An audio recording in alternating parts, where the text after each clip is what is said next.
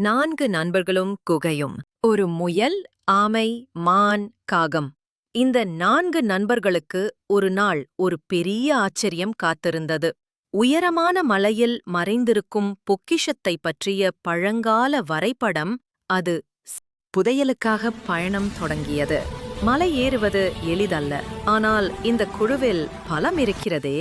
மான் தன் வேகத்தை கூட்டி மற்றவர்களை உற்சாகப்படுத்தியது. செங்குத்தான பாறைகளில் ஏறுவது கடினம், ஆனால் மான் தன் பலத்தை உபயோகித்து ஆமையையும் முயலையும் தாங்கிச் சென்றது. இந்த கூட்டு முயற்சியால் தடை உடைந்தது. குகைக்கான வழியில் பல கிளைகள். எல்லோரும் குழப்பத்தில். உடனே மேலே பறந்து பார்த்தது காகம்.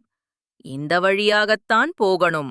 சரியான பாதையை காட்டி காப்பாற்றியது அதனன் பார்வை. குகைக்குள் ஒரே இருட்டு.